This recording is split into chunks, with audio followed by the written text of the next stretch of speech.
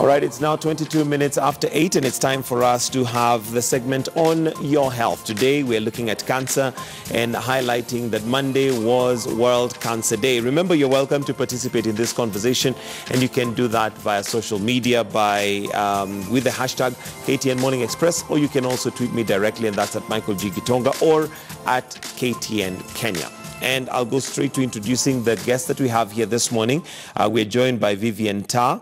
Vivian Ta, who mother died of cancer. Yes. Thank you for joining us and also for sharing your story. Dr. Brian Mlondo, who is the head of Cancer Care Bliss Health. Thank you for joining us. And last but not least, Rembo Tum, who is a cervical cancer ambassador.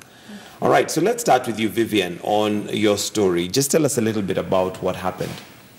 My mom got diagnosed with cervical cancer on 2nd May 2010, and she passed on exactly a year after that on 2nd May 2011. But by the time we got the diagnosis, she was already in stage 3, so there was not so much that could be done in terms of treatment. We did go to hospital and she went through surgery, but it didn't help much. Okay. Yes. And maybe just going through the experience of learning that she has cancer, how was that news brought to you, and what support did you get after that? Initially, when she shared the news with us, it was difficult to believe because she was still, very healthy. She was still going to work. And even when she started the treatment, it still was very surreal.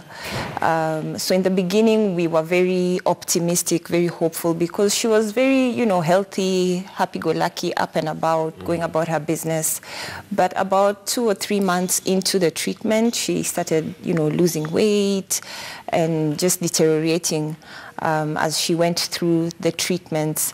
At that time, because of the space within which we had to handle the diagnosis up to her passing on, it was a very short time, and I wouldn't say there was much room for support or anything of the kind. Okay, did you feel, was everything done locally? Because I know that we have a good number of people with cancer who go to India or other countries. No, everything was done locally. Okay. Yes. And do you feel like the information you got from the time she was diagnosed with cancer to the time maybe she passed away, the information was adequate to prepare you?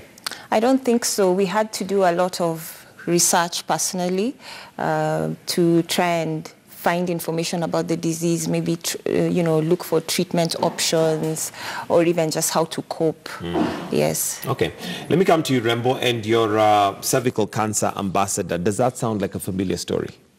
It actually does. I'm a registered nurse by profession, but I practice in the United States. And so what drew me to cervical cancer is the fact that there's lack of awareness.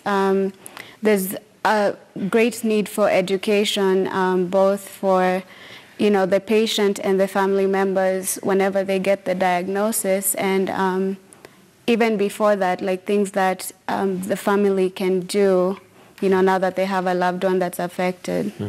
And maybe from your comparison between how it's handled in the States and locally, is there a difference? There's a huge difference, just because things like pap smear, so the kind of tests that we use here to diagnose cervical cancer, in the United States, those are routine tests that we do on a regular basis.